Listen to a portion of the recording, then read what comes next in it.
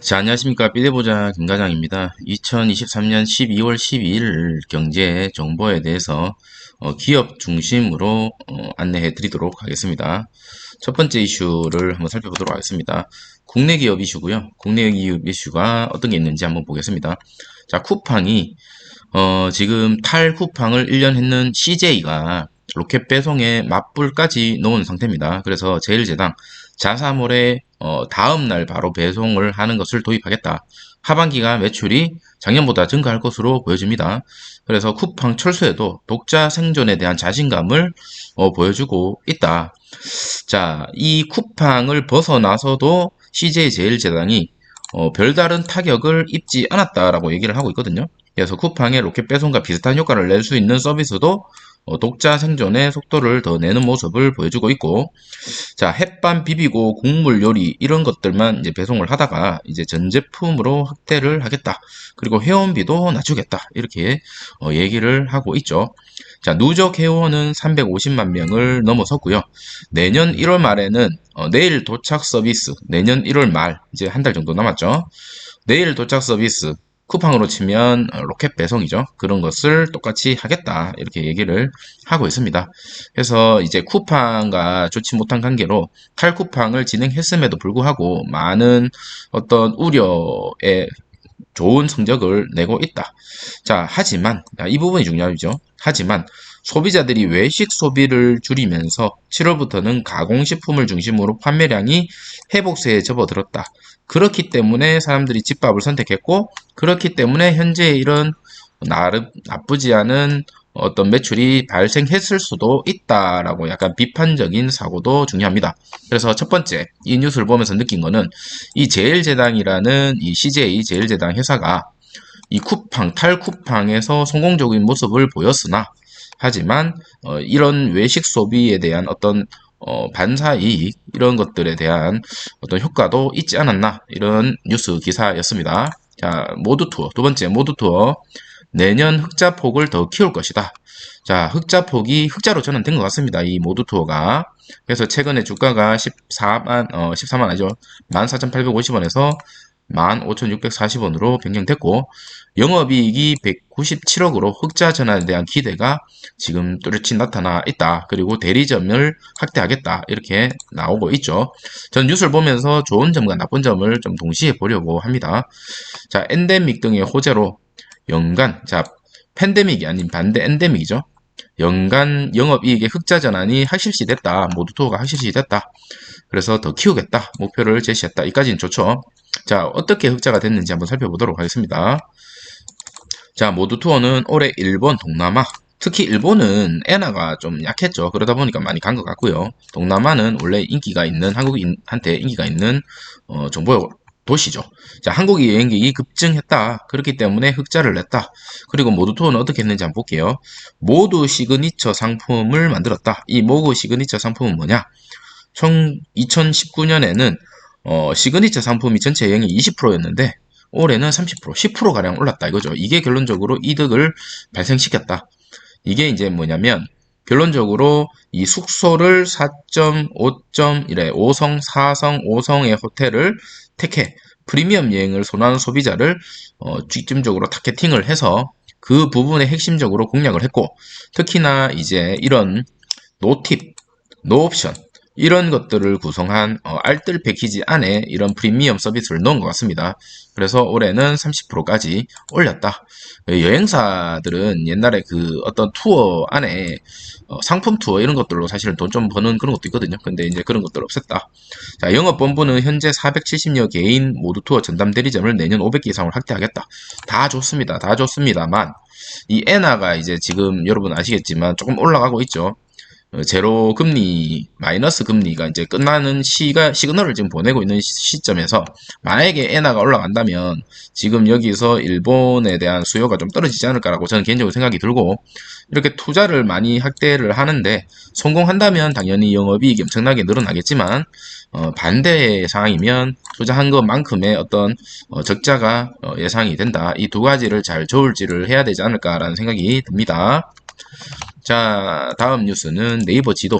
야, 이건 편합니다. 이거는 잠깐 살펴보면 이제 내비처럼, 차 내비처럼 서비스를 11일 출시했고요. 가까운 역 몇 번 출구로 어디로 이동하는지, 저것은 저는 이제 좀 약간 길치인데 이런 사람한테는 정말 좋은 것 같습니다. 특히나 지방 사람들이 서울 올라갔을 때 몇 번 출구로 내야 되고, 어떤 버스를 타야 되고, 어떤 지하철을 타야 되고, 빠른 환승을 위한 열차 출입문, 이런 것들도 함께 제공한다고 합니다. 그래서 네이버 지도가 업데이트 됐고, 이런 것들에 대해서 여러분께서도 관심이 있으시면 관심 있게 보면 좋을 것 같습니다. 웹 검색을 하다가도 승하차 시점을 놓치지 않도록 다양한 편의 기능을 추가했다고 합니다. 그래서 엄청나게 편할 것 같다라는 생각이 들고요. 자, 오하임 앤 컴퍼니라는 회사가 있어요. 폐기물 처리 사업에 출사표를 던졌습니다. 저는 이 폐기물 처리 사업이라는 거를 엄청 좋게 보거든요. 개인적으로.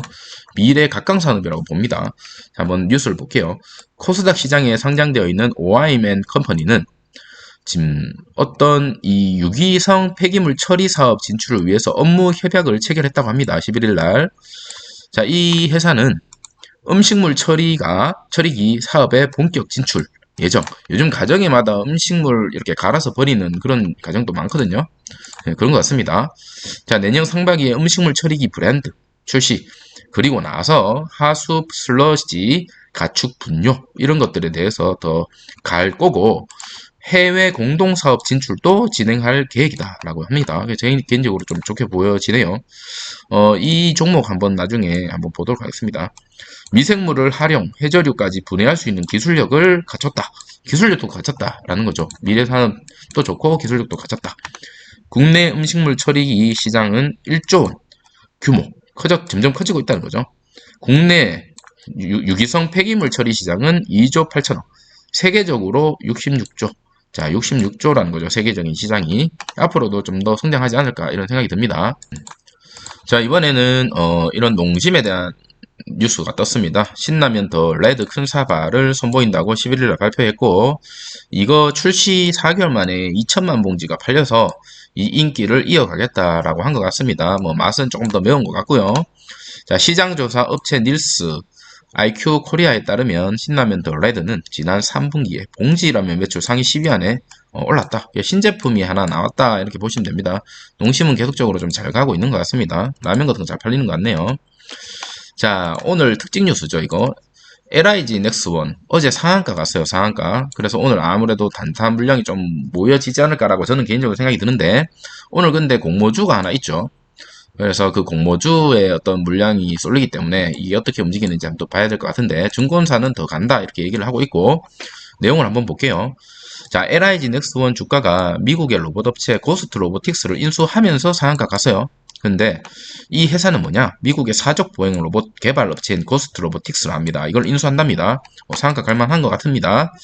자, 이 회사 지분 60%를 3,150억 원에 인수했다. 자, 여기까지는 매우 긍정적인 뉴스로 보여집니다. 그리고 목표가 15만원. 자, 이제 부정적인 거 한번 볼게요. 보수적인 의견. 국내 판권을 이미 넘겼다는 거죠. 어디로? 이런 지금 고스트 로보틱스 테크놀로지에 넘겼다. 이 상권을 일단 넘겼다. 그러면 2026년까지 이 상권에 대한 판권을 소유하고 있는데, 이 다른 회사에서 추후 이 LIG 넥스원이 국내 개발, 생산, 판매를 위해서는 이 부분에 대한 정리가 필요하다라고 합니다. 그래서 혹시나 관심이 있으신 분들은 이런 것까지도 같이 봐주시면 좋을 것 같습니다. 자, 그리고 현대 기아차에서 정말 재미난 거를 만들었어요. 버튼만 누르면 스노 타이어로 변신한다. 이게 이제 타이어 밖으로 돌출해서 체인 역할을 한다는 거죠. 정말 괜찮은 것 같아요. 자, 회사 관계자는 신기술 개발을 했다. 이유는 스노우 체인지 이거 하려면 정말 복잡하죠. 그리고 자키 같은 거 써가지고 타이어 올려가지고 귀찮다 이거죠. 물론 이제 일반 승용차는 자키까지는 안 써도 되지만 이런 것들이 귀찮다. 추운데 그 덜덜 떨면서. 그런데 이제 버튼만 누르면 된다. 자, 그리고 타이어 교체 시기를 파악하는데도 용이하다. 이렇게 얘기를 하고 있고, 그 신기술 관련 특허를 지금 한국과 미국에 각각 출원했다. 이렇게 얘기를 하고 있죠.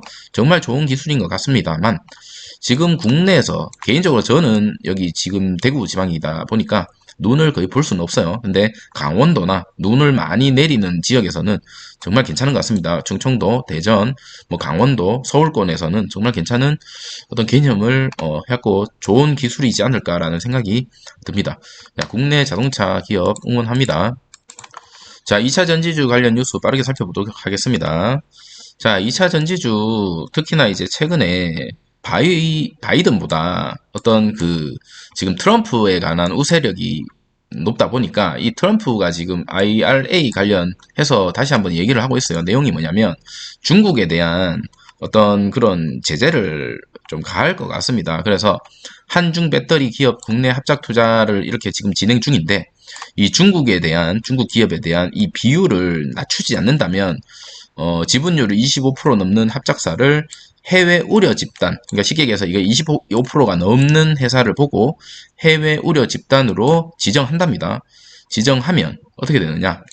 이에 따라 국내 배터리의 지분율 조정이 불가피하다. 배터리 핵심 소재에 대한 중국 의존도를 낮추지 못하면 내년부터 미국 수출이 사실상 불가능하다. 그래서 이거 낮춰야 된다라는 거죠. 그래서 국내에서도 많이 지금 뭐 포스코라든지 이 자체적으로 낮추기 위해서 노력을 하고 있는 중이긴 합니다만 현재 가장 높은 게 이제 LG화학입니다. LG화학. 가장 발등에 불 떨어진 게 이제 LG화학이다. 이렇게 보여지고요. 자, 25%. 중국의 지분 25% 넘는 합작사 보조금을 배제하겠다. 그러니까 깎아주지 않겠다. 그러니까 비싸게 팔아라, 미국에서. 이 트럼프 같은 경우는 뭐 아메리칸 퍼스트라고 계속 얘기하고 있는 대통령인데 이 대통령이 될 가능성이 높고 문제는 뭐냐면 이 대통령이 친환경적인 요소를 바이든이 계속적으로 주장하던 우리 탄소 중립 이런 거 아시죠? 그것보다도 미국의 실업률이라든지 그런 것을 이 탄소 중립보다 더 중요하게 생각을 하고 있는 대통령이거든요. 그래서 미국 좀 못 사는 쉽게 얘기하면 이제 저층 쉽게 잘 못 사는 당장에 밥이 고프고 배가 고픈 사람들 입장에서는 트럼프가 더 좋아요, 사실은. 맞잖아요. 입장 바꿔서 저도 당장의 자연보다 만약에 못 먹고 살고 당장에 뭐 돈이 없으면 자연이고 뭐고 일단 내가 살아야 되니까. 근데 트럼프는 거기를 이제 지지층이 매우 높은 것 같습니다. 근데 장기적으로 봤을 때 사실은 자연을 보호해야 되거든요. 근데 조금 좀 안타깝다. 그래서 지금 이런 규제가 나와지고 있고 지금 이런 발표로 인해서 투자 전략의 차질이 빚어지고 있다. 하지만 배터리 업계에서는 내실을 다지기 에다 괜찮다 이렇게 얘기는 하고 있습니다. 그래서 내실을 다지고 투자에 따라 그에 따라 재무 부담, 가동률 저하, 인력 수급 이런 것들에 대해서 숨을 고를 필요가 있다. 그렇기 때문에 괜찮다 이렇게 얘기는 하고 있습니다. 유전자 편집 기술을 한번 살펴보겠습니다. 자, 외국에서 유전자 편집 기술, 국내에서도 이거 툴젠이라고 어제 제가 영상에 말씀드렸죠. 자, 이거에 대한 이슈가 지금 계속적으로 나오고 있어요. 자, 미국 FDA 시판 허가가 됐고, 자, 창립 10년 차인 미국 스위스 바이오 기업에서 이 시판 허가가 됐고요. 유전자 편집 치료제 카스케비 상용화에 성공했습니다, 이미. 자, 게놈 프로젝트가 완성한 지 20년 만에 성공했고요. 노벨 화학상을 이 사람이 받았어요. 젊은 것 같은데 이미 받았고, 2012년 제니퍼 다이두나, 그리고 교수, 이런 버클리 교수, 같이 이제 사이언스 크리스퍼 유전자 가위 기술을 처음으로 알리자마자 이제 한 10년 정도 지난 것 같습니다. 제작까지 시간이 많이 걸리고 비싸다라는 단점이 있어요, 그런데. 그리고 이런 매출 기대감은 5년 뒤에 매출이 17억 달러를 이룰 것이라고 전망은 하고 있지만, 문제는 뭐냐면 약값이 비쌉니다. 29억. 초고화. 자, 치료 과정 또한 이제 쉽지 않다. 그래서 활용에 제한적이다. 이게 또 단점이고요. 특허를 두고 소송. 이것도 악재입니다. 그래서 어제 툴젠 이거 좀 많이 빠졌죠. 그래서 이런 것들 조금 참여를 경쟁력이 좀 치열하구나. 그리고 비용이 비싸구나. 이런 것들 여러분께서도 알 수 있을 것 같습니다. 자, 오프라인 백화점 마지막으로 보여드리겠습니다. 이거 보여드린 이유는 뭐냐면 국내 백화점도 따라가지 않을까 이런 생각이 들어요. 온라인에 밀린 미국 백화점의 몰락이다. 그래서 코로나19 팬데믹 이후에 이커머스가 급성장했죠. 그러면서 이제 이런 메이시스 백화점은 매장이 500개가 넘고 고급 백화점 체인인 블루밍데이스 매장이 32개, 그리고 아울렛 매장이 21개. 엄청나게 큰 유통기업인데도 불구하고 지금 M&A에 타켓이 되고 있고 몰락하고 있습니다. 그래서 주가도 전고점 대비해서 엄청나게 반토막 났다. 이런 뉴스 기사는 들고 온 이유는 국내에 대한 어떤 오프라인 종목에 관심 있으신 분들도 참고하라고 들고 왔습니다. 자, 오늘 조금 길었네요. 오늘 하루도 응원합니다. 오늘 영상 이것으로 마치도록 하겠습니다. 내일 또 찾아뵙겠습니다.